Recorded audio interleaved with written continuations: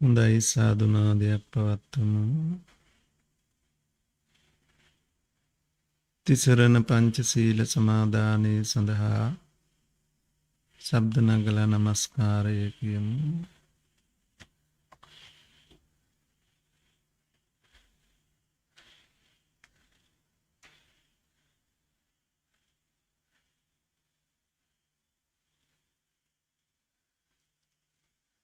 බුද්ධං සරණං ගච්ඡාමි ධම්මං සරණං ගච්ඡාමි සංඝං සරණං ගච්ඡාමි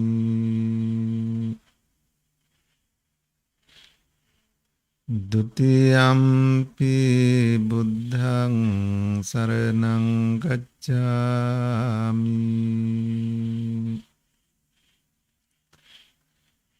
ဒုတိယံ පි ධම්මං සරණං ගච්ඡාමි ဒုတိယံ පි සංඝං සරණං ගච්ඡාමි တတိယံ පි බුද්ධං සරණං ගච්ඡාමි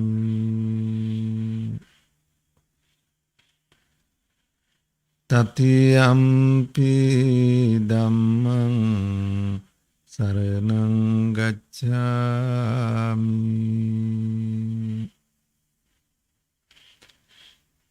တတိယံ පි සංඝං සරණං ගච්ඡාමි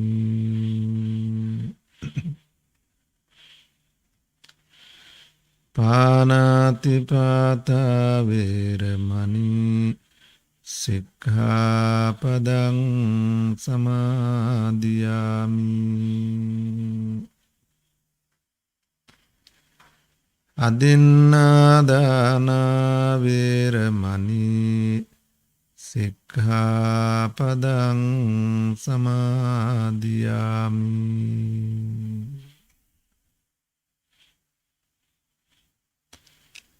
ิกาเมสุมิจฉาจาราเวรมณีสิกขาปดังสมาธิยามิ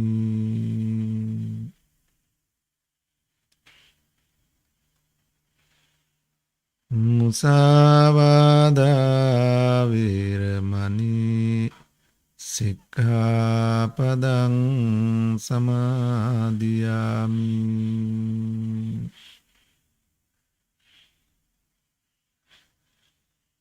สุราเมรยมัจจปมาดัฏฐานาเวรมณีสิกขาปดังสมาธิยามิ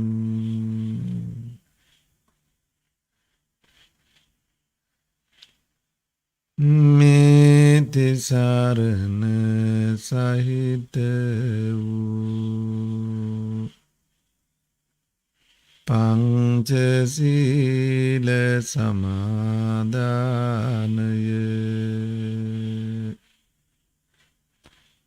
මාර්ගඵල නිවන් පිණිසම හේතු වේවා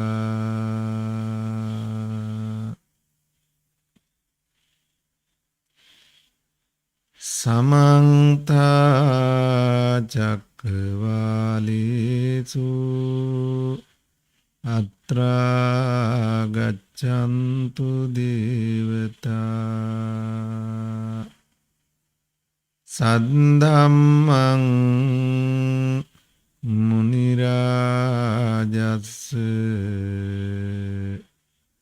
සුනන්තු සග්ග මොක්ඛදං ධම්මස්සවන කාලෝ අයං බදන්තා ධම්මස්සවන කාලෝ අයං බදන්තා ධම්මස්සවන කාලෝ අයං බදන්තා.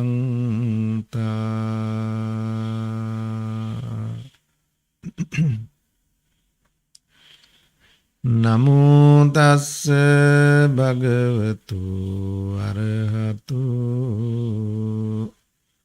සම්මා සම්බුද්දස්ස. නමෝ තස්ස භගවතු අරහතු සම්මා සම්බුද්දස්ස. නමෝ තස්ස භගවතු අරහතු සම්මා සම්බුද්දස්ස.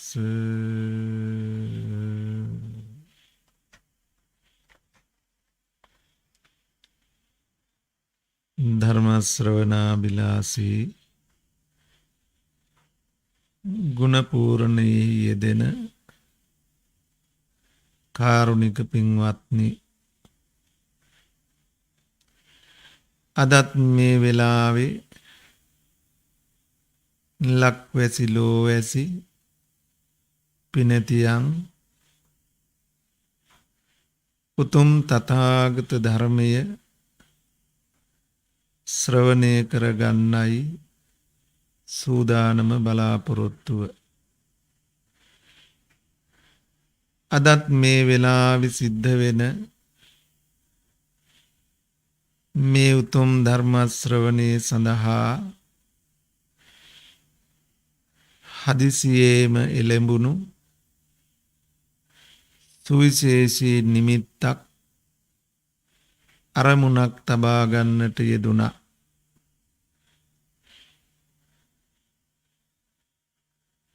බදුල්ල මහරෝහලෙහි ශල්‍ය වෛද්‍ය ඒකකයේ සේවය නියුතුව සිටියදී බලාපොරොත්තු විරහිත ආකාරයෙන් මිය පරලොව යන්නට යෙදුණු වෛද්‍ය චානක ලොකුගේ මහත්මානං සිහිපත් කරගෙන ඒ දෙමාපියන් ඇතුළු ලොකුගේ පවුලේ ඥාති හිතයිසීන් මෙන්ම නෝනා මහත්මිය දියණිය ඇතුළු හිතයිසී හැම දෙනාම එකතු වෙලා තෙමස් පූර්ණ පින්කම හැටියටයි මේ ධර්ම දේශනාව අද ලෝකේ බොහෝ දෙනාට අසන්නට ශ්‍රවණය කරන්නට අවස්ථාව සලසා දෙමින් තම තමන්ද පිංසිත් උපදවාගෙන බොහෝ දෙනාට පිංසිත් උපදවා ගන්නට අවස්ථාවද සලසමින් තම තමන් තුලද ධර්මඥානෙ පහළ කරගෙන තව බොහෝ දෙනාට ධර්මඥානය අවදි කරගන්නට අවස්ථාව සලසා දෙමින් ඒ තුලින් මතුවෙන කුසල පුණ්‍ය සම්පත්තිය මාස 3කට ඉහතදී හදිසියේම අභාවයට පත්වන්නට යෙදුණු චානක ලොකුගේ වෛද්‍ය පුතණුවන්ට දයාබර ස්වාමි පුත්‍රයාණන්ට ආදරණීය පියතුමන්ට සෙනෙහබර ඥාතිවරයාණන්ට එවැගේම එතුමා සේවය කළ හැම රෝහලකදීම රෝගී සත්කාරය ඊ타ත්ම වමනාවෙන් බොහොම කරුණාව මෛත්‍රිය මුල් කරගෙන සිද්ධ කළ සුවිශේෂී වෛද්‍යවරයෙක් වුණා. එතුමාගේ මරණයෙන් අනතුරුව සමාජ මාධ්‍ය තුල නොදන්නා බොහෝ අය චානක ලොකුගේ නැමැති වෛද්‍යවරයාණන් පිළිබඳව කලකී ප්‍රකාශන වලින් එතුමා කෙබඳු සේවාවක් අසරණ රෝගීන් වෙනුවෙන් සිද්ධ කළාද යන කාරණාව ප්‍රකට වුණේ. ඒ අදහස් තොරතුරු සමාජයෙන්ම ලැබෙනකන් ඒවා බොහෝ දෙනෙක් දැන සිටියෙත් නෑ. එයින් අපට මහ බෝසත් ගුණයක් මතුවෙනවා. තමන් කළ දේ පිළිබඳව අනුන්ට කියමින් උද්දාමයට පත්වීමකින් තොරව තමන්ට කරන්න පුළුවන් හැම මෙහෙයක්ම සිද්ධ කරමින් නැති බැරි අසරණ රෝගීන් සඳහා අවශ්‍ය කරන ආහාර පාන බෙහෙත් හේත් පවා තමන්ගේ මුදලින් ලබා දෙමින් ඒ අසරණයන් සතුටු වෙන හැටි බලලා සුවපත් වෙන හැටි බලලා එතුමා බොහෝ සතුටටපත් වෙන්නට ඇති. බෝධිසත්ව ගුණය තමයි තමන් සතු දෙයින් අනුන් සනසා අනුන් සැනසෙන හැටි බලා තමන් සැනසෙනවා. ඉතින් අද වර්තමානයේ අතිශයින්ම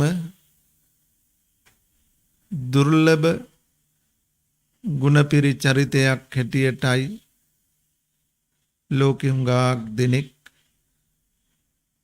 එතුමාව හඳුනගෙන තියෙන්නේ. එවන් ගුණපිරි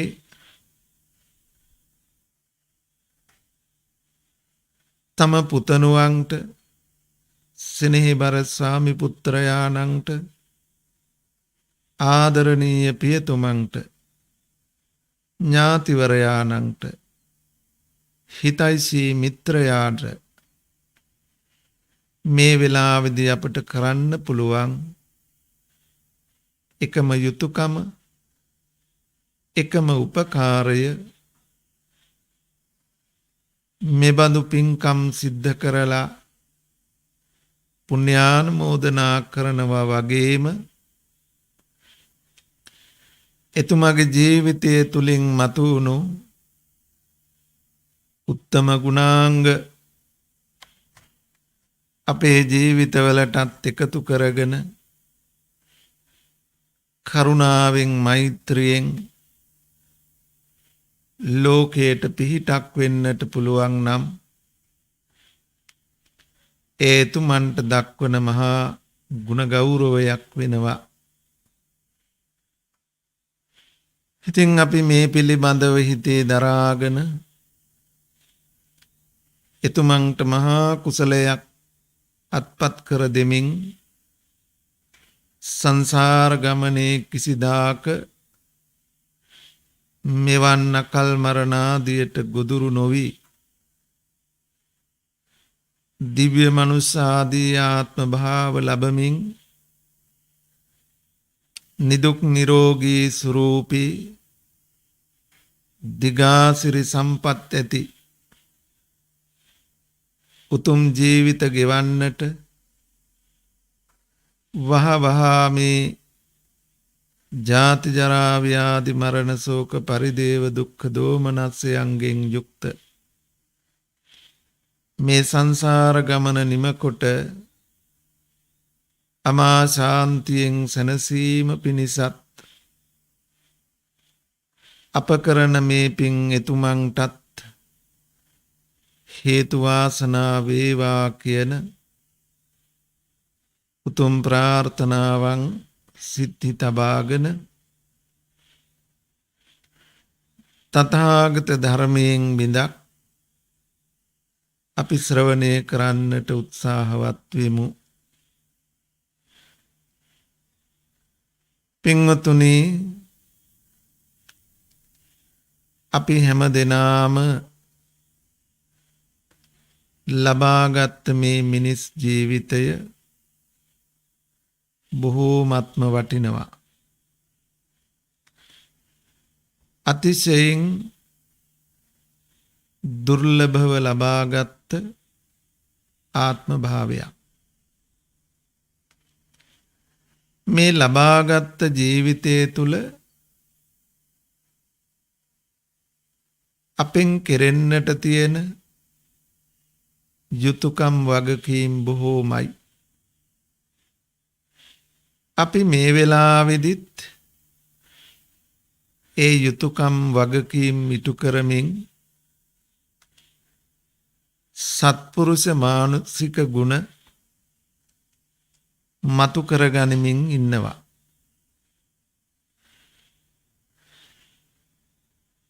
මෙසේ සත්පුරුෂ යුතුයකම් වගකීම් ඉටු කරමින් උතුම් මානසික ගුණ ජීවිතයට එක්කර ගනිමින් මෙලව පරලොව සැනසෙල්ල පිණිස කුසල පුණ්‍ය ධර්මයන් පූර්ණය කර ගැනීමත් අපට පැවරෙන වගකීමක් වෙනවා. හැබැයි ඒ සීමාව නෙමෙයි අපේ අවසාන සීමාව. අපි මේ සංසාර ගමනේ කල්ප ගණනාවක් ගෞතම බුද්ධ ශාසනයේ ප්‍රාර්ථනා කරගෙන ගෞතම බුදු සසුන තුලදී අපේ සංසාර දුක්ඛ දාහයන් නිමා කොට අමා නිවනින් සැනසෙන්නිමි යන උතුම් ප්‍රාර්ථනාව වඩමින් පාරමී කුසල පුණ්‍ය ධර්මයන් පූර්ණය කරමින් බොහෝ කලක් විත් ඒකල කුසල පූර්ණේ ප්‍රතිඵලය අනුව අෂ්ට දුෂ්ටක්ෂණ වලින් නිදහස් වූ ශන සම්පත්තිය සහිත මේ ගෞතම බුදු සසුනේ පහස ලබන්නට පුළුවන්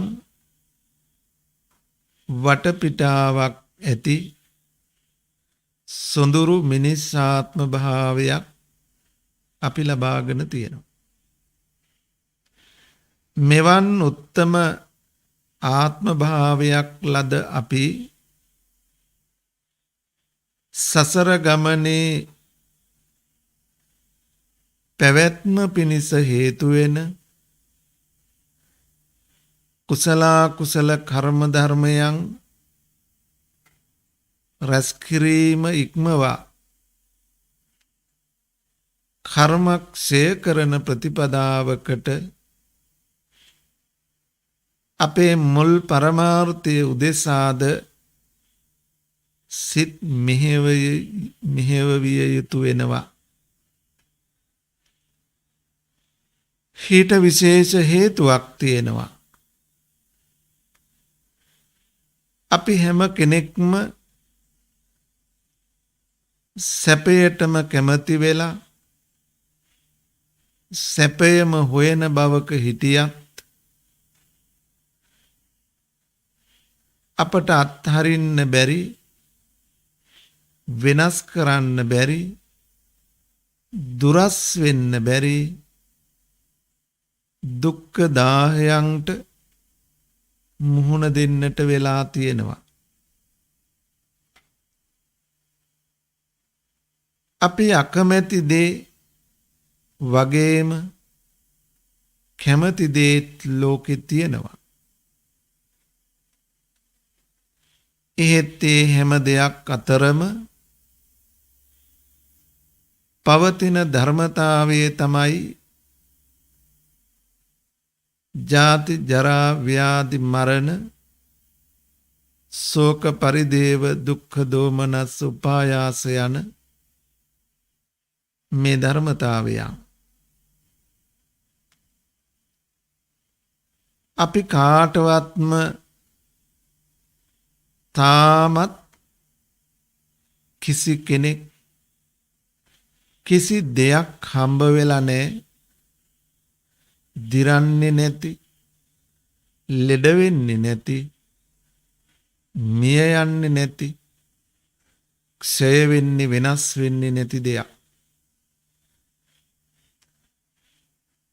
අපට අතටපත් වෙච්ච සජීවී අජීවී යම්තාක් දේ වේ නම් ඒ හැම දෙයක්ම ජරාව ව්‍යාධිය මරණය ක්ෂය වෙන බව වැය වෙන බව ධර්මතාවය කොට පවතිනවා. මෙන්න මෙවන් ධර්මතාවයක් තුල අපට මිදෙන්නට නිදහස් වෙන්නට බැරි ශෝක පරිදේව දුක්ඛ දෝමනස්ස උපායාස යන අනේක ප්‍රකාර දුක්ඛ දාහයෝ අප කරා ළඟා වෙලා තියෙනවා. අපි හැමදාම කැමති මේ බඳු දුකකට නොඇටි ජීවත් වෙන්න. ඒ නිසා අපි දුකෙන් මිදීම සඳහා කිසියම් වූ උත්සාහයක් දරනවා අපි හැමෝම. මේ ලෝකේ ජීවත් වෙන අපි අප සතු දේ දිරනවට, ලෙඩ වෙනවට, මිය යනවට අපි කවුරුවත් කැමති නැහැ. අහෝ අතමයං ජාති ධම්මාස්සාම නච වතනෝ ජාති ආගච්ඡයාති නකෝ පනේතං ඉච්ඡාය පත්තබ්බං ඉදම්පි යම්පිච්ඡං නලභති තම්පි දුක්ඛං අහෝ වතමයං ජරා ධම්මාස්සාම නච වතනෝ ජරා ආගච්ඡයාති.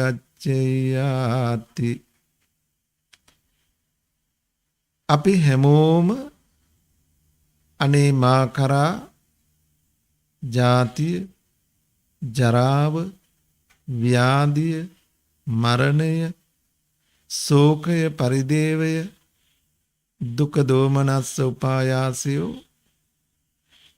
නොපැමිණේවා යන්නයි අපේ ප්‍රාර්ථනාව, කැමැත්ත. අපේ කැමැත්ත එසේ වුවත් නච වතනෝ ජරා ව්‍යාධි ආගච්ඡයාති. ඒ කැමැත්ත ඉටු වෙන්නේ නැහැ. ඒකාන්තයෙන් ජාති ජරා ව්‍යාධි මරණය අපි කරා ළඟා වෙනවා.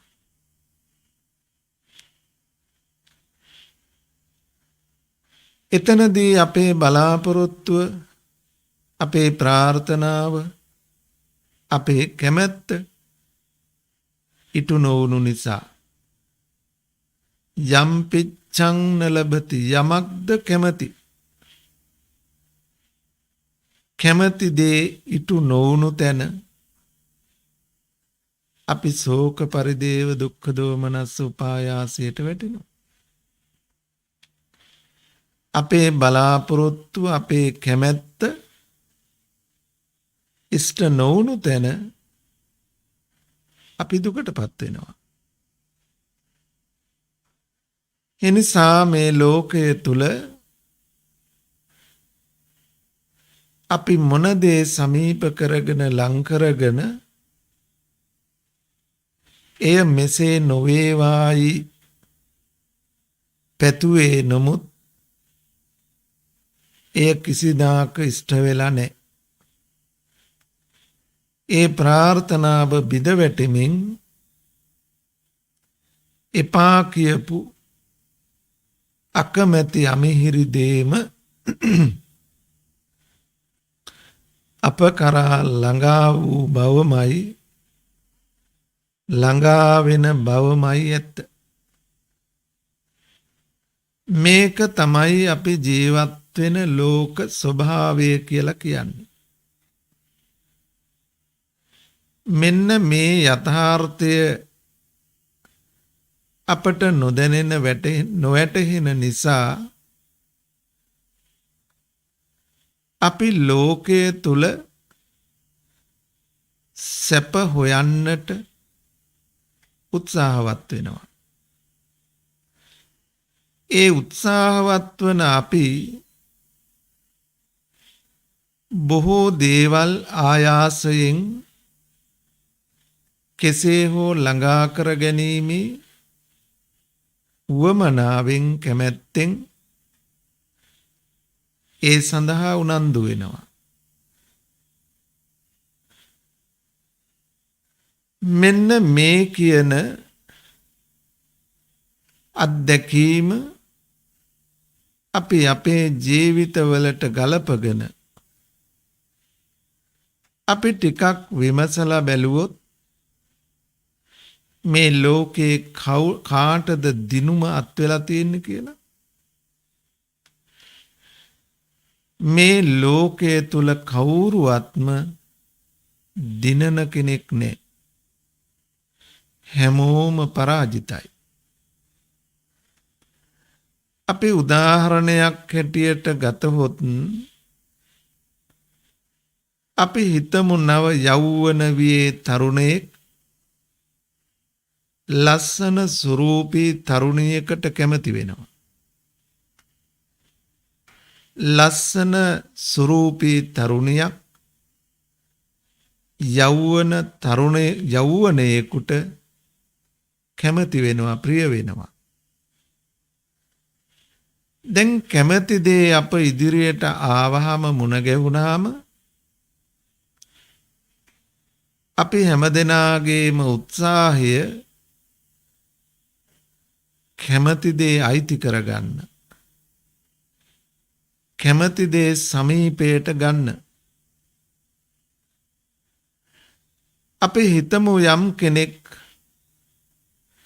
ඒ යෞවනිය තමා සතු කරගන්නට, යෞවනයා තමා සතු කරගන්නට උත්සාහවත් වෙනවා කියලා, මහන්සි වෙනවා කියලා, එයා හුඟක් වෙහෙසෙනවා, මහන්සි වෙනවා ඒ ජයග්‍රහණය ලබන්න. එහෙත් ඔහු අසමර්ථ වෙනවා. වෙන කෙනෙකුට ඒ ජයග්‍රහණය හිමි වෙනවා. දැන් ඔබ හිතන්න, ඔබ පරාජිත වුණා. ඒ බලාපොරොත්තුව ඉටු කරගන්න බැරි වුණා.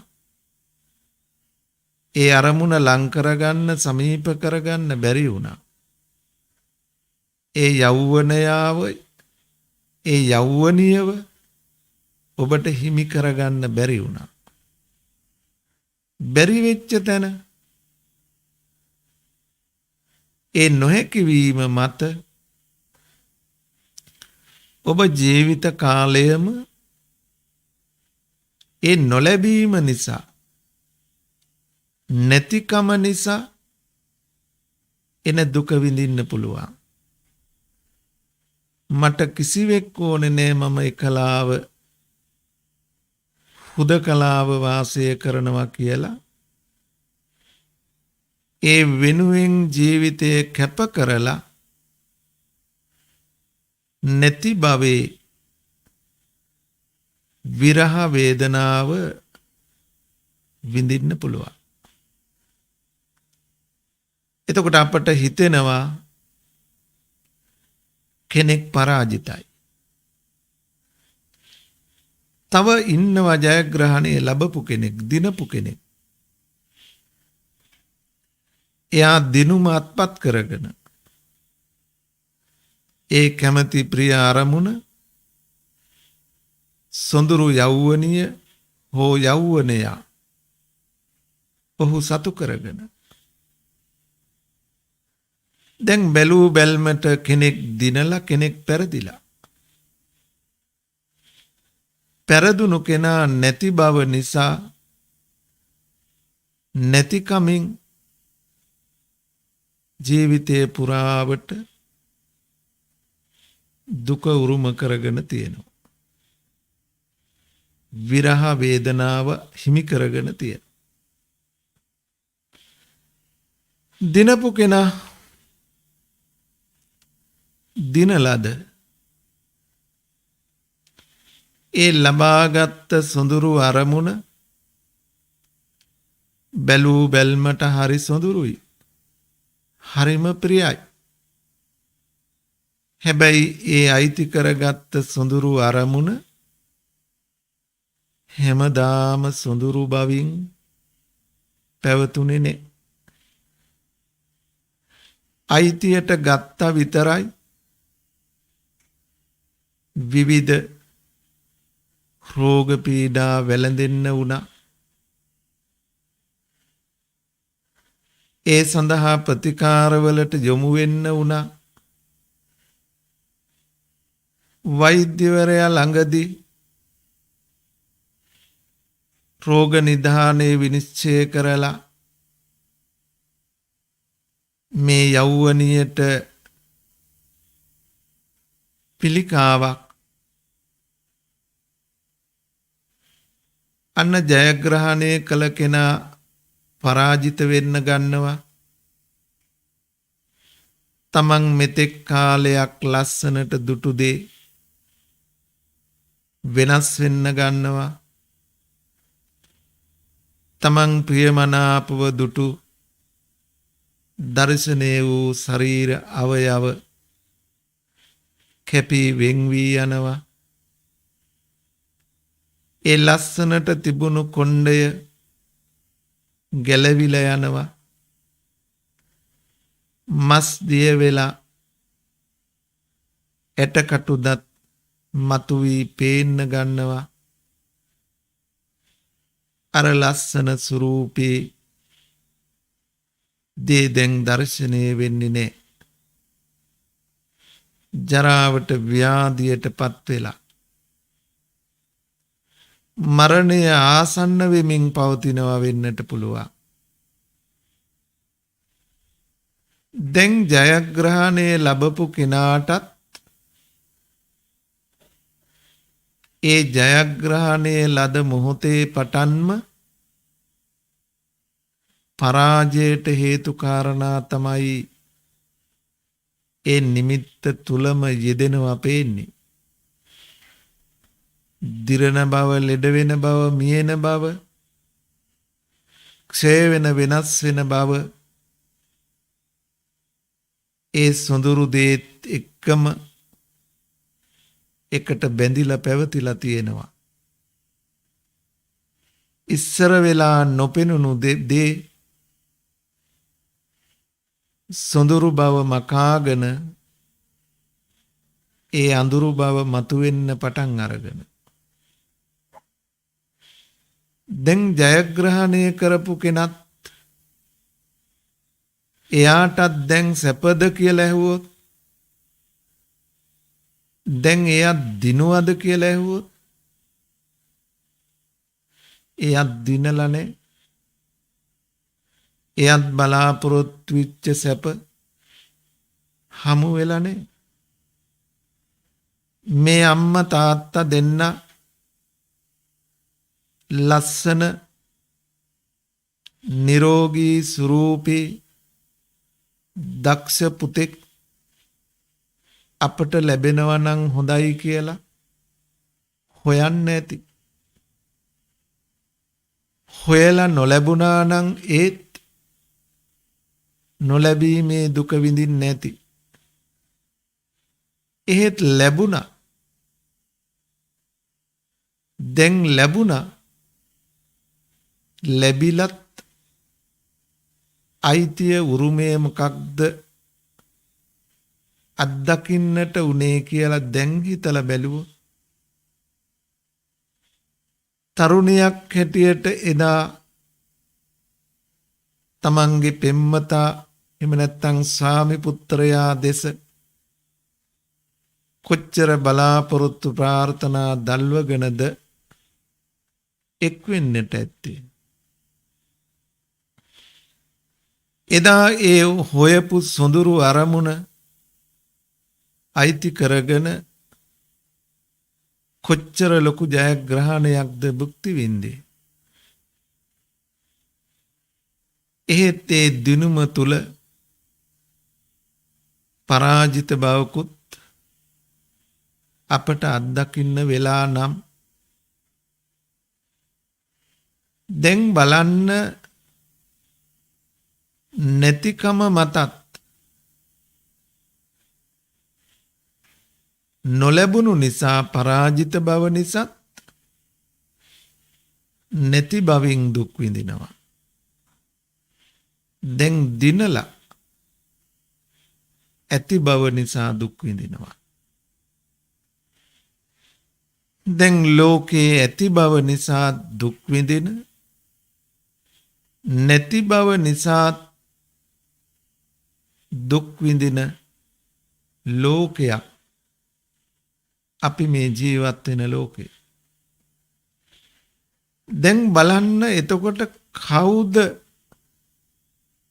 සැප විඳින්නේ? ඇති බව මතත් දුක නම් උරුම වුනේ,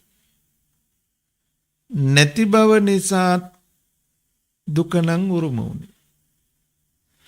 දැන් ඇති බවින් විඳපු සැපත දරුවෙක් ලද නිසා, සැමියෙක් ලද නිසා, පියෙක් ලද නිසා ලද සැපත අද එක ප්‍රතිවිරුද්ධ දිශාවට ගමන් කරලා ඒ සැපය දුකට පරිවර්තනය වෙලා අපි සැපයි කියලා හිතපු තැන මහා අඳුරු දුකක් රැඳිලා තියෙනවා. අපි මැනලා බැලුවොත් නැති බවින් දුක් විඳින කෙනයි ඇති බවින් දුක් විඳින තැනයි වෙනස කොච්චරද කියලා. නැති බවින් එන වේදනාවට වඩා ඇති බවින් විඳින දුකට වඩා නැති බවින් විඳින දුක වේදනාව අඩුද කියලා හිතලා බලන්න වටිනවා. මේ ඇති බව නැති බව කියන අදහස නියෝජනය කරන්නේ කාම සුකල්ලිකානුයෝගය හා අත්ත කිලමතානුයෝගයයි. මේ අන්ත දෙක තමයි බුදුරජාණන් වහන්සේ අපිට නසේවි තබ්බා සේවනය නොකළ යුතුයි, අත්හල යුතුයි. මහණෙනි මම මේ අන්ත දෙක සේවනය නොකොට මැදුම් පිළිවෙතින් මේ ධර්ම අවබෝධ කළේ ප්‍රථම ධර්ම දේශනාවේදී උන්වහන්සේ පැහැදිලි කළේ. දැන් බලන්න සිද්ධාර්ථ බෝධිසත්ව චරිතය දිහා බැලුවත් උන්වහන්සේ අවුරුදු 29ක්ම ඇති බවින් සැපහෙව්වා. මොනවද නොතිබුණේ? රම්ම්‍ය සුරම්ම්‍ය සුභ මාලිගා, සුරංගනන් වැනි වරංගනන් 40,000ක්, රන් රුවක් වැනි යසෝදරාවන්,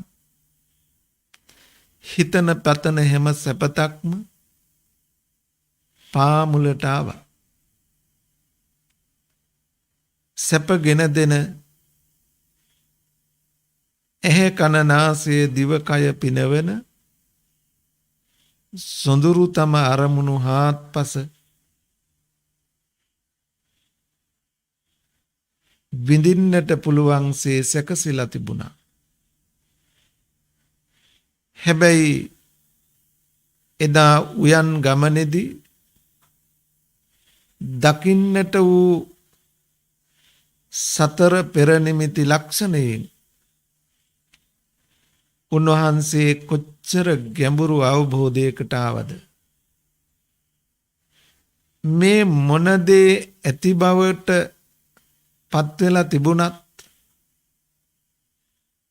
හෙට දවසේ උරුමය මේ ජරා ව්‍යාධි මරණය නම් එක්කමා කැමති දේ මට අයිති දේ මේ ස්වභාවයට පත් වෙන්න පුළුවන්. එහෙම නැත්නම් හෙට දවසේ මම මේ ජරා ව්‍යාධි මරණය කරා යන්න පුළුවන්. මමද ජාති ජරා ව්‍යාධි මරණය ස්වභාව කොට පවතින ගමන් මම හොයාගත්ත හැම දෙම ජාතිය ජරා ව්‍යාධිය මරණය ස්වභාව කොට ඇති දෙමයි. මම සොඳුරුයි සොඳුරුයි කියලා, සැපයි සැපයි කියලා හොයාගත්ත හැම දෙයක්ම මෙන්න මේ ධර්මතාවයට යටත් නේද? දැන් කොතනද උන්වහන්සේට සතුටු වෙන්න පුළුවන් තැනක්? මුළු ලෝකයම ගිනිගත් තැනක්සේ වැටහුණා. අතහරින්න බැරි දෙයක් නේ. එක රාත්‍රියකින් ඒ සියල්ල හැර දැමුවා. සද්දිනකින් චක්‍රවර්ති රාජ්‍ය ලැබෙන බව හඬ නගා කියවුණා. මාණික්කම මහාවීරයන් වහන්සේ නික්මෙන්න එපා. ඊතෝ මේ සත්තමේ දිනේ තව සත් දිනකින් ඔබට දිව්‍ය චක්‍ර රත්නය පහළ වෙනවා කියලා. කිඹුල්වත රාජ්‍ය පමණක් නෙවෙයි, මුළු මිනිස් පතයටම ලැබෙන්න තිබුණු චක්‍රවර්ති රාජ්‍යයටවත් කැමති වුණේ නෑ. ඒක ලැබුණත් ඒ ජයග්‍රහණයත් අවසන් වෙන්නේ ජරා ව්‍යාධි මරණයෙන්. ශෝක පරිදේව දුක්ඛ දෝමනස්සයට පත් වෙලා. එනිසා උන්වහන්සේ අත්හැරියා. එතනින් නතර වුණේ නැහැ. මේ ලෝකේ වෙන කෙනෙකුට අත්හරින්න බැරි දේ ජීවිතය පිළිබඳව කාය ජීවිත අපේක්ෂා පවා හැර දැමුවා. අත්තකිලමතානුයෝගයට ගියා. අත්තකිලමතානුයෝගය කිව්වේ සියල්ල අතහැරියා, නැති භවයේ පැත්තට ආවා. කාය ජීවිත පිළිබඳවත් අපේක්ෂාවක් නෑ. නැති බවින් සැප හෙව්වා. නැති කමින් සැප හෙව්වා. හැබැයි උන්වහන්සේට යම් මොහොතක වැටහුණා ඇති බවෙත් නැති බවෙත් මම හොයන සැපත ලබන්නට බැරි බව. ඒ මහා පරේෂණය කරලයි අභීතව ප්‍රථම ධර්ම දේශනාවේදී ද්වේමේ භික්කවේ අන්තා පබ්බජිතේන නසේවිතබ්බා. මහණෙනි මේ අන්ත දෙක ඇසුරු කරන්න එපා. ඇති බවින් හෝ නැති බවින් සැප හම්බ වෙන්නේ නැහැ. බලාපොරොත්තු ප්‍රාර්ථනා ඉටු වෙන්නේ නැහැ. ඒ දෙපැත්තෙන්ම දුක උරුම වෙන නිසායි දුක්ඛේ ලෝකෝ පතිට්ඨිතෝ. ලෝකේ දුක මතයි පිහිටා ඇත්තේ කියලා වදාළේ. ලෝකේ ඇති බව නිසා දුක් විඳිනවා. නැති බව නිසා දුක් විඳිනවා. ලෝකේ කවුරුවත් සැප විඳින අය නෑ. ලෝකෙ හැමෝම දුකටපත් වෙන අය. ඒ දුකත් සැපත් අතරේ පුංචි ආස්වාදයක් වින්දනයක් తాවකාලික කෙටි කාලයකට වින්දනය කරනවා ඇති. මේ අම්මා තාත්තා මේ පුතා ලැබිච්ච දා ඉඳලා ඒ පුතාගේ හැකියා දක්ෂතා කුසලතා දෙස බලමින් ඒ සුවිශේෂී වර්තමානයේ තරුණයන් තුල නැති උතුම් ගුණ දැක දැක කොච්චර සතුටු වුණාද. බිරිඳක් හැටියට තමන්ගේ ස්වාමියාගේ උතුම් මානසික ගුණ මෛත්‍රී කරුණා ස්නේහය විඳ විඳ කොච්චර සතුටු වුණාද. තම දයාබර පියතුමන්ගේ හැකියා දක්ෂතා කුසලතා මෛත්‍රී කරුණා පූර්වක ඒ ලෝකයට කරන සත්කාරය වගේම තමනුත් ඒ සෙනෙහසේ අත්දැකීම් ලබමින් මොනතරම් සතුටු වුණාද. හැබැයි ඒ සිසිල ගිනිගත්තා. අපි බලාපොරොත්තු නොවුණු මොහොතක සියල්ල වෙනස් වුණා. ඉතින් මේකනම් යථාර්ථයේ ලෝකේ කියන්නේ. ලෝකය කියන්නේ මේකනම් කොයි පැත්තෙන්ද අපි සැප හොයන්නේ? කොයි පැත්තේද සැප තියෙන්නේ? මේ ලෝකයේ ඇතුලේ ඔය අපි හොයන දේ හොයාගන්න බෑ. එනිසා තමයි බුදුරජාණන් වහන්සේ මේ දෙපැත්තෙන්ම සැප ලැබෙන්නේ නෑ, සැප හොයන්න බෑ, මේ දෙපැත්තම අතහරින්න කියන අවධාරණය පළමු කොටම ලොව හමුවෙහි දේශනා කළේ. එහෙනම් ඔබට මට ඇත්තටම සැබෑ සැපතක් සොයනවා නම් මෙන්න මේ අන්ත දෙක මැදින් යා යුතු ගමනක්, යා යුතු මාවතක් හම්බ වෙන්නට ඕන. දැන් අපි කල්පනා කරලා බැලුවොත් කෙනෙකුට අපි කලින්ගත් නිදර්ශනයේම නැවත සිහි කළොත් තමන්ට යෞවනයෙක් හෝ එහෙම නැත්නම් යෞවනියක් නැති බව දුකක්සේ වැටහුණා.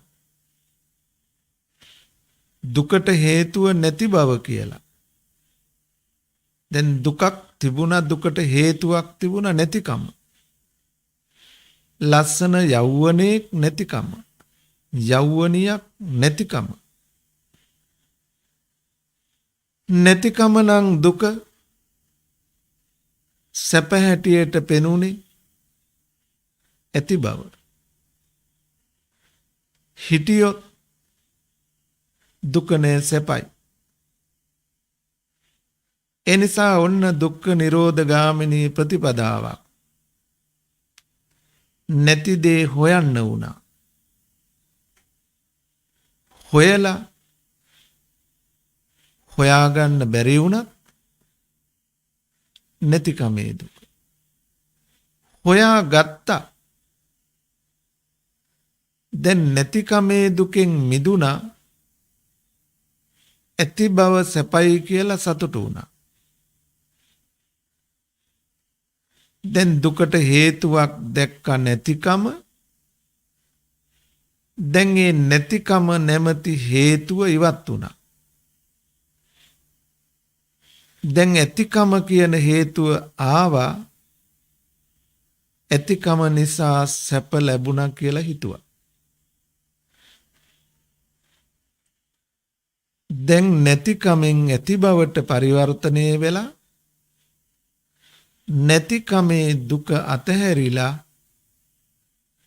ඇති භවයේ සැප හම්බ වුණා.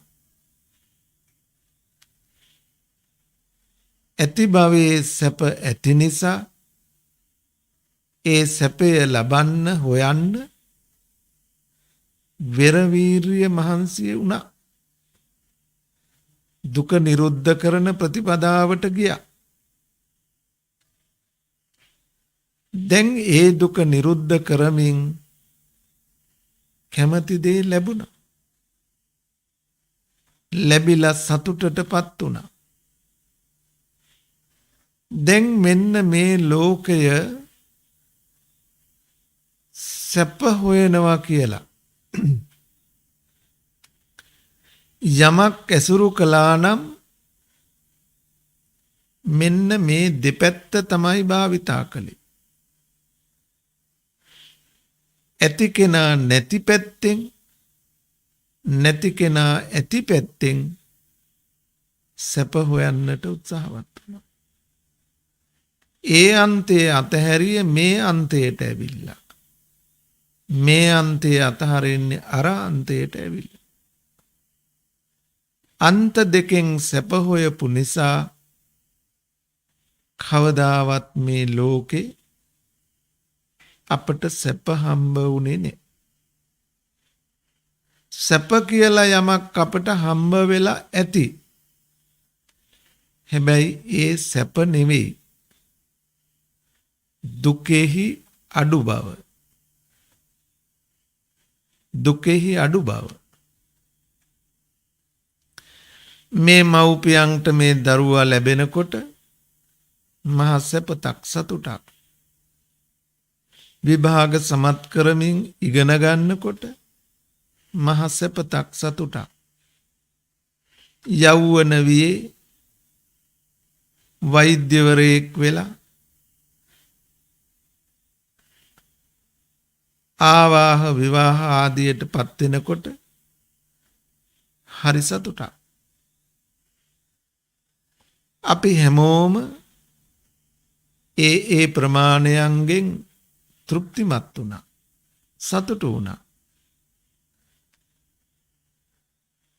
හැබැයි ඒ සතුට ගෙන දෙන අරමුණම අපට ලැබුණු සතුටට වඩා ලොකු අසතුටකුත් යම් දිනක අපට එක්කුතු කළා. ඒ සැපතට වඩා බලවත් දුකක් අපට උරුම කරලා දුන්නා. මෙන්න මේකනම් ලෝකයේ ඇත්ත. ලෝකේ ස්වභාවය මෙය නම් අපට එක අදහසක් පැහැදිලි වෙනවා. අපි දුකයි දුකට හේතුවයි. දුක්ඛ නිරෝධයයි නිරෝධ කරන මගයි කියලා මේ ලෝකයේ දකින දැක්ම වැරදි.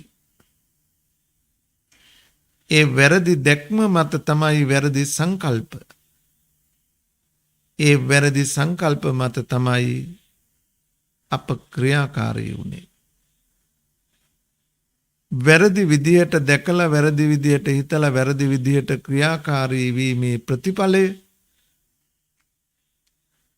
අපට සැපේ සතුට නෙමෙයි ළඟා කරලා තියෙන්නේ. එනිසා බුදුරජාණන් වහන්සේ අපට මේ සියලු දුකෙන් නිදහස් වීම පිණිස නිවැරදිව දකින්න, නිවැරදිව හිතන්න, නිවැරදිව ක්‍රියාකාරී වෙන්න කියන මැද මාවතක් ලෝකෙට කියලා දීලා තියෙනවා. මෙන්න මේ මාවත ඇසුරු කරලා දුක්ඛ සමුදය නිරෝධ මාර්ග යන චතුරාර්ය සත්‍ය ධර්මයන්ගේ අවබෝධයෙන්ුයි ඒ උතුම් සැබෑ සැපත සමීප කරගන්නට පුළුවන්කම තියෙනවා. අන්න ඒ සැපත ළඟා කරගන්න මාර්ගයක් ඕන. පිළිවෙතක් ඕන. නිවැරදි දැක්ම මුල් කරගත්ත ප්‍රතිපදාවක් ඕන. අර අන්ත දෙකට නොඇටි ඉදිරියට යන. මෙන්න මේ ගමන් මග අපි හැමෝම තම තමන්ගේ సంతාන තුල උපදවාගත යුත්තක්. මෙන්න මේ මග අපේ సంతාන තුල උපදවා ගන්න බැරි වෙච්ච නිසා අපි අදටත් ලෝකයේ තුල මේ අමිහිරි අත්දැකීම් විඳිමින් ඉන්නවා. අපි මේ ගෞතම බුදුසසුන ප්‍රාර්ථනා කරගෙන ආවේ තවදුරටත් මේ අමිහිරි අත්දැකීම විඳින්න නෙවෙයි. මේකෙන් නිදහස් වෙන්න. පටාචාරාව කිසాగෝතමී වැනි චරිත ගැන සීකලොත් එදා ඒ අය මේ ජරා ව්‍යාධි මරණය ළඟ මහ දුකට වැටුණා. හැබැයි ඒ අය එයම අත්දැකීමක් කරගෙන නැවත කවදාවත් තිබඳු දුකකට නොවැටෙන තැනකට ගියා. අදත් ඒ සහ මුලින් ඒ සියලු දුකින් ඒ අය නිදහස් වුණා. අපටත් මේ අත්දැකීමම ස්වර්ණමය ద్వාරයක් කරගෙන අපේ විමුක්ති මඟ උපදවාගත යුතුයි. හැබැයි ඒ මඟ උපදවා ගන්න බැහැ එකවරට. ඒ මඟ උපදවා ගන්න නම් දහමේ පහදින්නට ඕන. දහමේ පැහැදිලා පැහැදුණු දහමක තමයි අපට හැසිරෙන්න වෙන්නේ. එහෙම දහමක හැසිරුණොත් තමයි දුක්ඛ සමුදය නිරෝධ මාර්ග චතුරාර්ය සත්‍ය ධර්මයන්ගේ අවබෝධයට එන්න පුළුවන් වෙන්නේ. දහමක පහදින්නේ කෙසේද? මිහිරි හඬින් කියන නිසා නෙමෙයි. රාග තාල යොදා කියන නිසා නෙමෙයි. මිහිරි හඬ අපේ කන සතුටු කරන්න පුළුවන්. ඒක රාග සහිතයි, කෙලෙස් සහිතයි. ධර්මයේ ප්‍රසාදය කියලා කියන්නේ අර්ථ වැටහීම නිසා ඇතිවෙන සතුට. ධාමයේ අරුත වැටහීම නිසා ඇතිවෙන සතුට. ධර්මයේ අර්ථය අපට පැහැදිලි වෙන්නේ නැහැ. ධර්මයේ අරුත හෙව්වේ නැත්තම්. ධර්මයේ අර්ථය හොයන්නේ නැතුව අර්ථය වැටහෙන්නේ නැහැ. මේ දෙපැත්තම දුක නම් හදන්නේ, මේ දෙපැත්තම අතහැරෙන්නේ කොහොමද? අතහැරෙන විදිහ කොහොමද? ඒ දහම මොකක්ද කියලා මේ අරුත හෙව්වේ නැත්තම් අර්ථය හම්බ වෙන්නේ නැහැ. අර්ථය හම්බ වුණේ නැත්තම් දහමේ පහදින්නේ නැහැ. පැහැදුනේ නැත්තම් දහමක හැසිරෙන්න බෑ. දහමේ හැසිරෙන්නේ නැත්තම් චතුරාර්ය සත්‍ය අවබෝධයට එන්න බෑ. ඒ අවබෝධයට ආවේ නැත්තම් මේ දුකෙන් ගැලවෙන්න බෑ. එහෙනම් අපි අර්ථය හොයන්න ඕන. අර්ථය හොයන්න නම් ධර්මයේ අපි නිවැරදිව දරාගත යුතු වෙනවා. දරාගත්ත ධාරණය කරගත්ත ධර්මයක් තමයි ඒ පැත්තට මේ පැත්තට පෙරල මේ දෙපැත්ත අතහැරලා යන මාවත මොකක්ද කියලා සොයන්න පරිවිතර්ක කරන්න පුළුවන් වෙන්නේ. එතකොට අපේ හිතේ දහමක් දරා ගන්න බැරි නම් අර්ථය හොයනවා කියන එක, අරුත් වැටහෙනවා කියන එක, වැටහෙන අරුතේ පහදිනවා කියන එක, පැහැදුණු දහමක හැසිරෙනවා කියන එක, ඒ බඳු දහමක හැසිරිලා දුක්ඛ සමුදය නිරෝධ මාර්ග චතුරාර්ය සත්‍ය අවබෝධ කරමින් සියලු දුකින් නිදහස් වූ නිර්වාණ ශාන්තිය ලබනවා කියන එක වෙන්නේ නැහැ.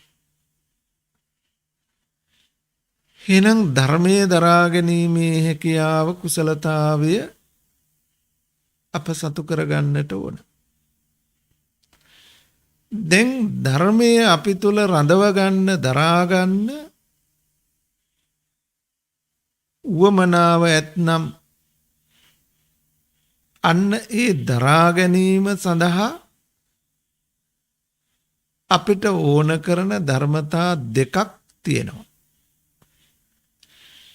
එකක් මේ කය වචන දෙක හොඳින් සංවර කරගෙන නොසෙල්වෙන ඉරියව් ඇතිව සදහෙන් මේ ධර්මයේ දෙසට කන් යොමන්නට පුළුවන් වෙන්න ඕන. කය බොහෝම සංවර කරගෙන කන් යොමා හිටියත් හිත වික්ෂිප්ත නම්, හිත විසිරෙනවා නම්, හිත දුර ගමන් යනවා නම් දරා ගන්න පුළුවන් කමක් නැහැ. හිතේ වික්ෂිප්ත බවත් ඉවත් වෙලා හිත සංසුන් වෙච්ච, හිත සංවර වෙච්ච, හිත පිරිසුදු වෙච්ච බවකින් බණ අසන්නට වෙනවා. වත්තූපම සූත්‍රයේදී බුදුරජාණන් වහන්සේ ලස්සන උපමාවක් අපට කියලා දෙනවා. මඩ දුහුවිලි දැලිකුණු වැකුණු වස්ත්‍රයක් රන්වන් පැහැති පැහැ බඳුනකට දැමුවොත් ඒ වස්ත්‍රය ලස්සනට පෙනෙයිද? නෑ, ඒකට ඒ රන්වන් පැහැය උරා ගන්න බෑ. ඒකට දැලිකුණු උරාගෙන ඉවරයි. රන්වන් පැහැය උරාගන්නේ නෑ ඒකට. හැබැයි පිරිසුදු ලස්සන සුදු අතක් ඒ පැහැ බැඳුනට දැම්මොත් ඒ පිරිසුදු සුදු අත ඒ පැහැ බඳුනට දැම්මොත් රන්වන් පැහැයෙන් බැබලෙන ලස්සන වස්ත්‍රයක් අපට දැක ගන්න ලැබේවි. දැන් පැහැ බඳුනේ වෙනසක් නැහැ. ඒ රෙදි කෑලි දෙකම දැම්මේ එකම පැහැ බඳුනට. වෙනස වුණේ එකකට පැහැය උරා ගන්න පුළුවන්කම තිබුණා, එකකට බැරි වුණා. පුළුවන් වුණේ ඇයි, බැරි වුණේ ඇයි? පිරිසුදු රෙදි කඩට හොඳට පැහැය උරා ගත්තා. අපිරිසුදු රෙදි කඩට ඒ වර්ණයේ පැහැය උරා ගන්න බැරුව ගියා. එහෙනම් ධර්මය අපේ සිතේ රඳවා ගැනීම හෝ රඳවා ගන්නට නොහැකි වීම කියන කාරණාව කොතනද තියෙන්නේ? සිතේ පිරිසිදු බව හා පිරිසුදු බව මත. අන්න අපට කය හොඳට සංවර කරගෙන කන් යොමා අහනකොට ඒ අනුවම සිත් යොමා ඒ වචනයක් පාසා ඒ ධර්මයටම අනුව පවතින්නට පුළුවන් පිරිසුදු සංවර මනසක් නොතිබුණු ධර්මයේ දරා ගන්නවා කියන එක වෙන්නේ නෑ අර දූවිලි තැවරුණු රෙදි කඩ වගේ. ධර්මයේ දරාගත්තේ නැත්නම් ධර්මයේ අරුත් විමසනවා කියන එකක් වෙන්නේ නෑ. අර්ථ විමසුනේ නැත්නම් අර්ථ වැටහෙන්නේ නෑ. වැටහුනේ නැත්නම් පහදින්නේ, පැහැදුනේ නැත්නම් ධාමක හැසිරෙන්නේ. එහෙමනම් දැන් අපිට අපේ පැත්තෙන් අඩුවක් තියෙනවා. එකක් කය අසංවරයි. යම් වෙලාවක් මේ කය සංවරව කන් යොමා ධර්මයට සවන් යොමන්නට තරම් සුදුසුකම් සපුරාගෙන නැහැ. ඒ හැකියාව තිබුණත් ඒ කය වචනේ සංවරයේ තරමට හිත සංවරනේ. හිත සංවරයි. එතකොට මෙන්න මේ ආධ්‍යාත්මික අපේ සුදුසුකම නැති වුණොත් එයද අපට ඔය කියන අන්ත දෙක අතහැරලා මැදුම් පිළිවෙත හොයාගෙන යන්න බාධකයක් වෙනවා. එතකොට දැන් බුදු පසේ බුදුවරු මහරහතුන් වහන්සේලා ඉදිරියට ඇවිල්ලා බණ කිව්වත් ඔබ ළඟ ඔන්න ඔය කියන සුදුසුකම නැත්තම්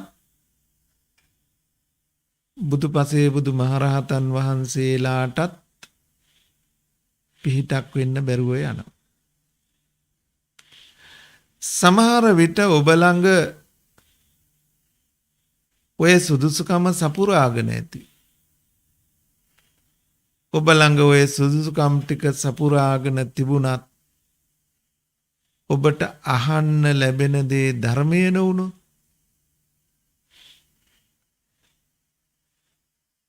අහන දේ හොඳින් දරාගෙන අර්ථය විමසන්න ගියොත් ඒකේ අර්ථයක් මතු කරන්න බෑ. අර්ථයක් නෑ, ඒක හිස්. ඒ ඇසීමෙන් පළක් නැතුව යනවා.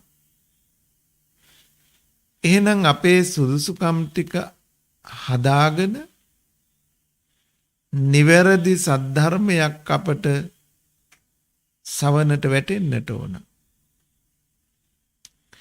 එබඳු සද්ධර්මයක් ලැබෙන්න නම් පරම සත්පුරුෂයෝ කල්යාණ මිත්‍රයෝ අපේ ඇසුරේ රැඳෙන්න ඕන. මෙන්න මේ කල්යාණ මිත්‍ර ආශ්‍රයෙන් නිවැරදිව සද්ධර්මයේ ඇහෙනකොට අපේ සුදුසුකම් ටිකත් සපුරා තිබුණොත් සැකයක් නෑ අපිට අර්ථය විමසලා අර්ථය මතු කරගෙන කොහොමද මේ අන්ත දෙක අතහැරගෙන ඇති නැති බව කියන මේ දෙපැත්තම අතහැරගෙන මැදුම් පිළිවෙත මතු කරගන්නේ කියන අරුත මතු කරගෙන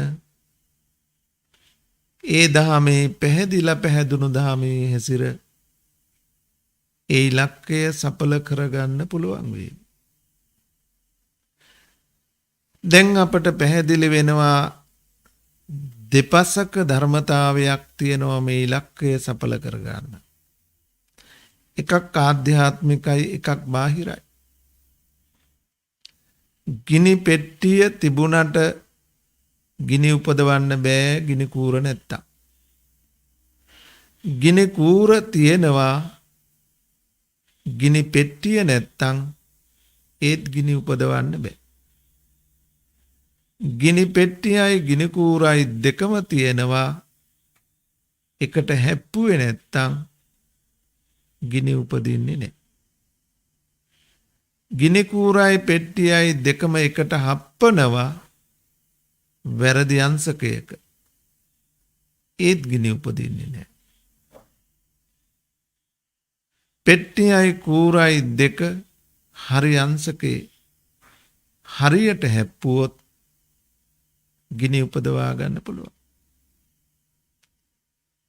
ගිනි පෙට්ටිය පරතෝ ഘോഷය සත්පුරුෂ ආශ්‍රයෙන් ඇසෙන සද්ධර්මයේ නම්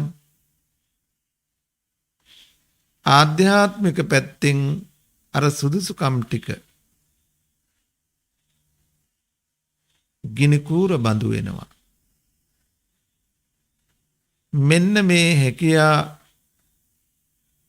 කය හොඳට සංවර කරගෙන හිත පිරිසිදු කරගෙන අහන්න ලැබුණොත් අන්න අර දහම ඇසුරු කරගෙන අර්ථය මතුවෙනසේ නුවණ මෙහෙවන්න පුළුවන් වෙනවා. මෙන්න මේ කාරණා දෙක එකට නිවැරදිව ගැස්ටණය වුණොත් සම්මා දිට්ඨිය නැමැති ගින්න උපදවා ගන්න පුළුවන්කම තියෙනවා. එතකොට අපිට මෙන්න මේ සුදුසුකම් ටික සපුරාගෙන සත්පුරුෂ ආශ්‍රයෙන් සද්ධර්මයේ අහගන්න ලැබුණු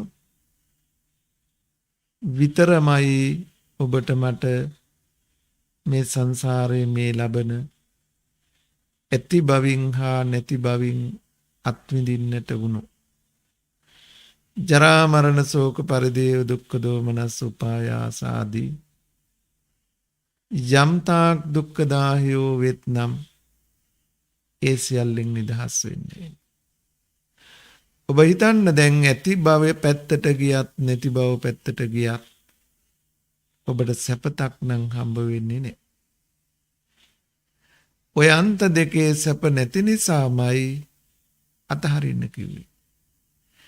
එනිසා ඔය දෙපැත්ත අතහරිනකොට එහෙනම් මොකක්ද මැද කියන අරුත වටහා ගන්න පුළුවන් අරුත් වැටහෙන දහමක් පිළිබඳව ඔබ හොයන්න. ඒ දහම හොයන ගමන්ම ඒක මනාකොට සාවධානව අසන්නට පුළුවන් කායික සංවරයක් වාචසික සංවරයක් හදාගන්න. ඒ අහන දේ හිතේ රඳව ගන්න පුළුවන් තරමේ චිත්ත පාරිශුද්ධියක් ඕන. අර රෙදි කඩේ මඩ දුහුවිලි දැලිකුණු තැවරුණා වගේ තමයි ඔබේ මගේ සිත්වල කාමච්ඡන්ද ව්‍යාපාද තීන මිද්ද උද්ධච්ච කුක්කුච්ච විචිකිච්ඡා මේ නීවරණ ධර්මයන්ගෙන් කෙලසිලා නම් අන්න ඒ කෙලසුණු හිතට බුදුපසේ බුදු මහරහතන් වහන්සේලාගෙන් ධර්මයේ ඇහුණත් සිතේ රඳවන්න බෑ. සිතේ දරා ගන්න බෑ, උරා ගන්න බෑ.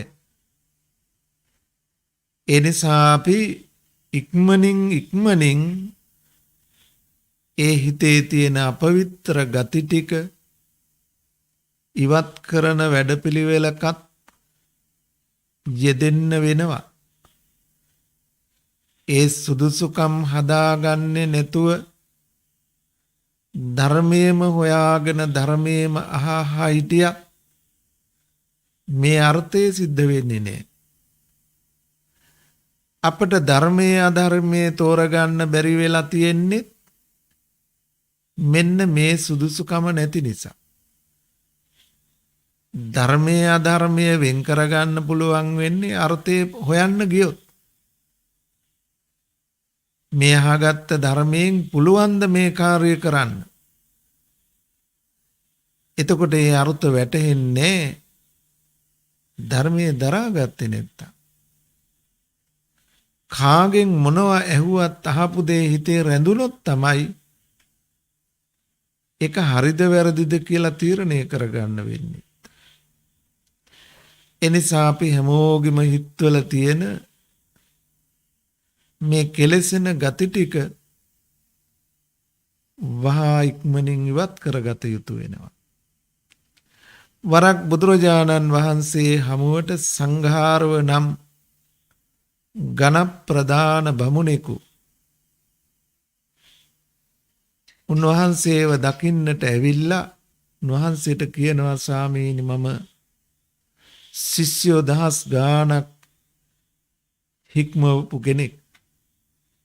මට එදා බොහෝ වාරයක් කියපු බොහෝ වාරයක් ඇසුණු දේ ගැන කවර කතාද එක වරක් ඇහුණු දේ පවා හොඳට මතකයි.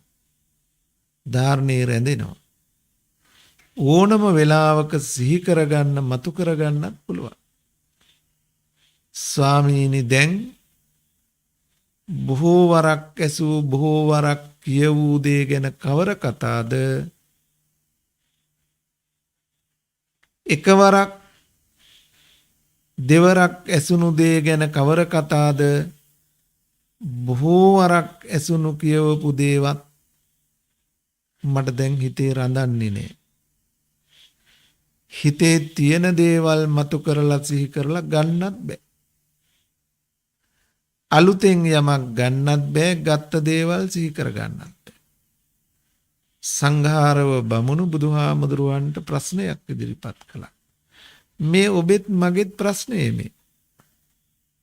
මේක තමයි අපි හැමෝටම තියෙන ප්‍රශ්නේ. බුදුරජාණන් වහන්සේ උපමා 5කින් සංඝාරව බමුණට මේ ටික කියලා දුන්නා. බොහෝම ප්‍රසන්න ජලබඳුනක් පෙන්නලා බමුණට කිව්වා බමුණ බලන්න මේ ජලබඳුන දිහා. දැන් ඔබට මුහුණේ පැහැය හැඩතල දර්ශනය වෙනවද මේ ජලබඳුනෙන්? එහෙමයි ස්වාමීනි. මේ ජලබඳුනේ අඩියේ ඇති යමක් ඔබට පේනවද? ස්වාමීනි අඩියේ තියෙන දෙයක් දකින්නත් පුළුවන්. හොඳයි බමුණ මේ පිරිසුදු පැන් භාජනයේට රතු පාට, නිල් පාට, දම් පාට, කහ පාට තින්ත කවලම් කරනවා.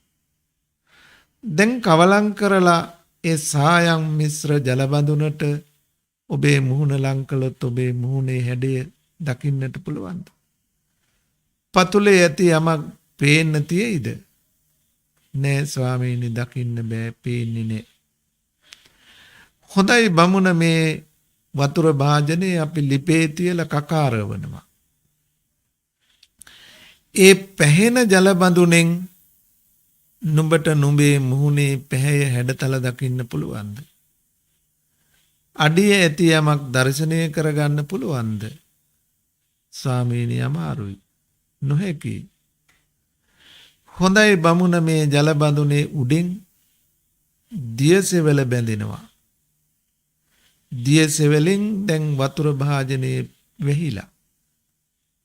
බමුණ නුඹට පුළුවන් ද නුඹේ මුහුණේ පැහැය දැක ගන්න? අඩියේ ඇති යමක් දැක ගන්න පහසුද? ස්වාමීනි අමාරුයි අපහසුයි.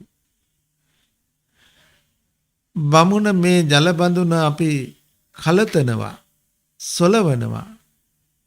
ඒ සෙලවෙන රැලිනගෙන ජල බඳුනෙන් නුඹට නුඹේ මුහුණේ පැහැය හැඩේ දැකගත හැකිද? ස්වාමීනි නොහැකි. නැවතත් උන්වහන්සේ අහනවා බමුණ මඩදිය මිශ්‍ර වෙච්ච හෝ අන්ධකාරයක පැවති ජල බඳුනකින් නුඹට නුඹේ පැහැය මුහුණේ පැහැය දකින්න පුළුවන්ද? පතුලේ ඇති යමක් පෙනෙයිද? ස්වාමීනි නොපෙනෙයි නොහැකි.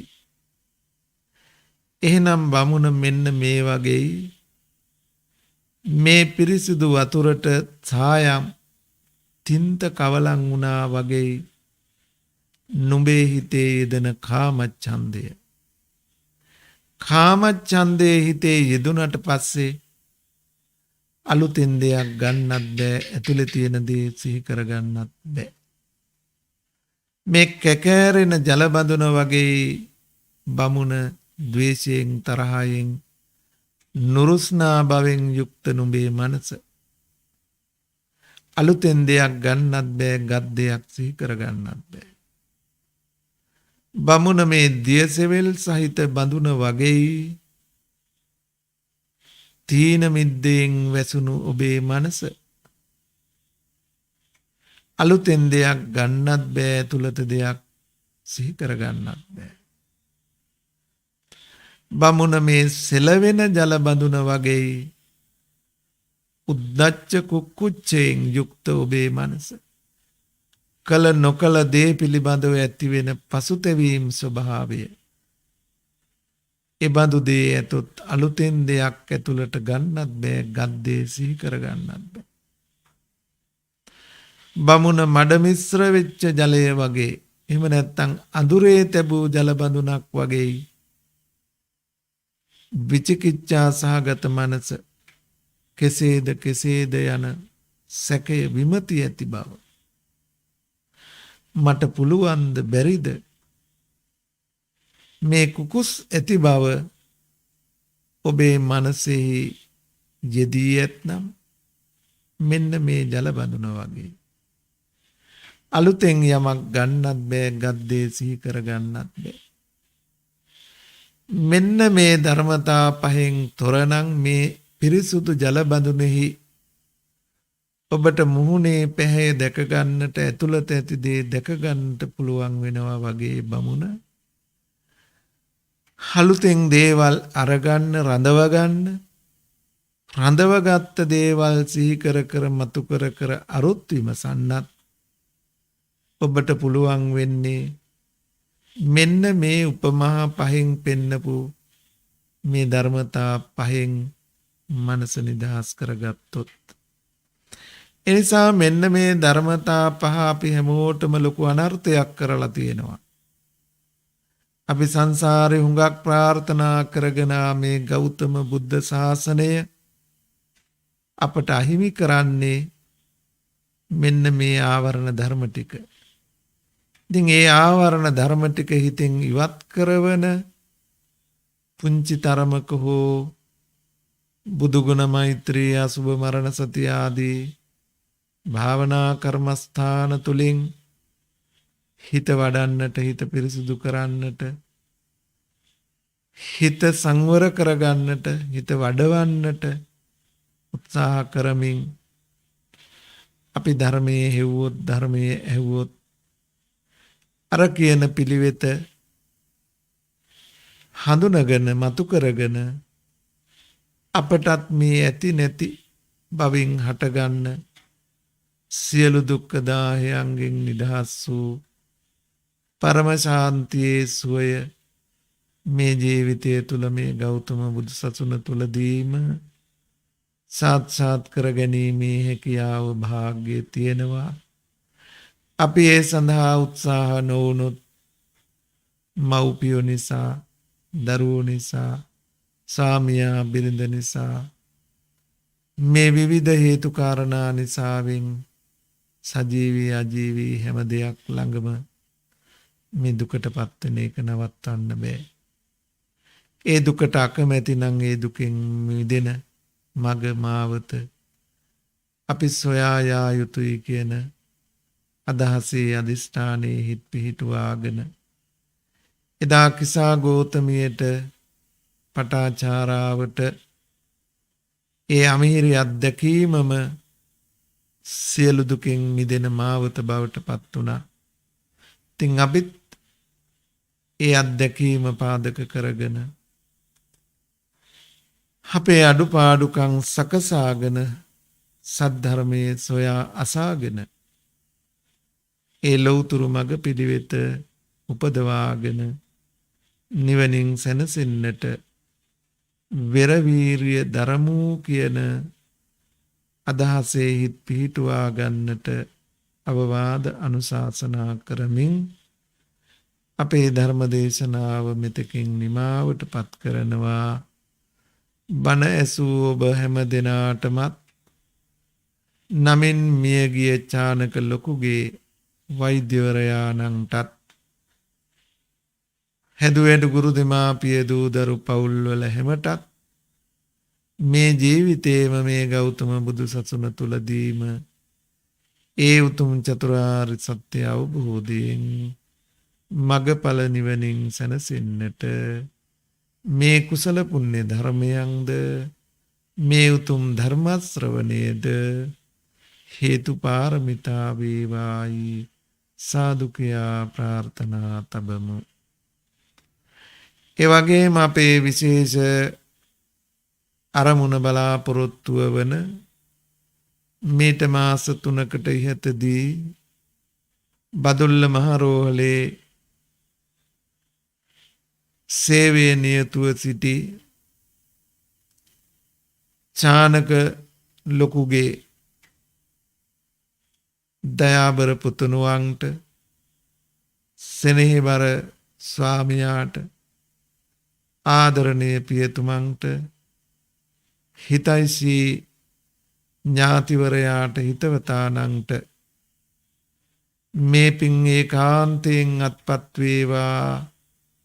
අපි හැමදෙනා කළ මහ කුසල් එතුමන්ට අත්පත් වීමෙන් සසර ගමනේ සුවපත් භාවයේ සැපවත් භාවයේ ලැබමින් දිව්‍යමය මනුෂ්‍යමය ආත්ම භාව තුල ආයු වර්ණ සැප බල ප්‍රඥා පංචවිද සම්පත් වින්දනය කරමින් වහවහ මේ උතුම් ලෞතුරු දහම් අසාගෙන අන්ත දෙක හැර දමා මෙදුම් පිළිවෙතින් ඒ උතුම් ලෞතුරු අවබෝධයෙන් සැනසෙන්නට හේතු වාසනා වේවා කියලා සාදු කියලා ප්‍රාර්ථනා තබමු.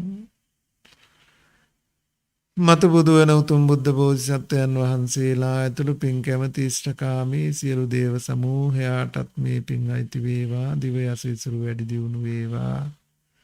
දෙවියෝද ප්‍රාර්ථනීය බෝධියෙන් අමා මහ නිවනින්ම සැනසේවායි සාදු කියලා පුණ්‍යානුමෝදනා කරමු.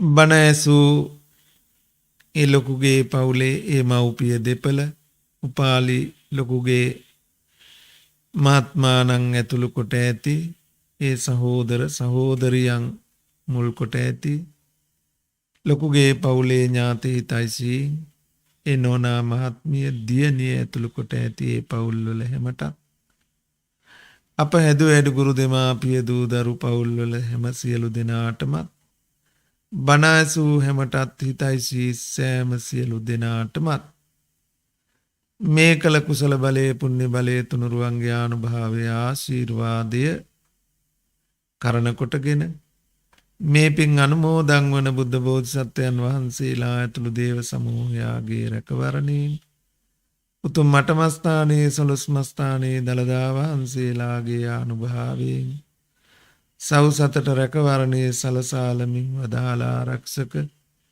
පිරිත් දේශනාවේ ආනුභාවයෙන් දෘශ්‍යමානව අදෘශ්‍යමානව එළඹුණු යක්ෂ භූත මාර සතුරු කර්ම රෝග පීඩාවන් හිරුදුටු ගණදුරක්සේ දුරුව ගොස් අතුරු ආන්තරාවන් මගහැරී නිදුක් නිරෝගී භව චිර ජීවනය සියලු යහපත ශාන්තිය සහනේ සැනසිල්ල හාත්පස රැකවරණයේ සැලසී කරන කියන සියලු යහපත් කටයුතු දිනෙන් දින දියුණු වී උතුම් ලෝතුරු ප්‍රාර්ථනාවන් ලෞකික අපේක්ෂාවන් වහවහා සඵල වේවා සතවර්ෂාධික කාලයක් වියෙන් සුවසේ දිවි ගෙවන්නට ආයුරාරෝග්‍ය ආදී අභිවෘද්ධි වර්ධනය වේවා හැදු වැඩ ගුරු දෙමාපියන්ටත් දුවා දරුවන්ටත් එම සැපතක් ශාන්තියක් වේවා භවගමනේ සරණාතුරු නරකාදී දුගති බයකට සාපිපාසාදී දුකකට නොපැමිණ දුර්ජන ඇසුරෙන් මිදී සත්පුරුෂ ඇසුරෙන් දහම් මඟ අසාගෙන ලෝතුරු මඟ ඵල නිවනින් සැනසෙන්නට මේ උතුම් පින්කම් අපි හැමට හේතු පාරමිතා වේවායි සාදු කියා ප්‍රාර්ථනා තබමු. සම්භීතියෝ විවජ්ජන්තු සබ්බ රෝගෝ විනස්සතු මාතේ භවත්වං තරාජෝ සුඛී දීඝායුකෝ භව අභිවාදන සීලිස්ස නිච්ඡං වද්දාපචායිනෝ චත්තාරෝ ධම්මා වඩ්ඩන්ති ආයුවන්නෝ සුඛං බලං ආයුරාරෝග්‍ය සම්පatti සග්ග සම්පatti මේවච අතෝ නිබ්බාන සම්පatti ඉමිනාතේ සමිඤ්ඤතු සුවපත් වේවා යහපතක් වේවා දීර්ඝායුෂ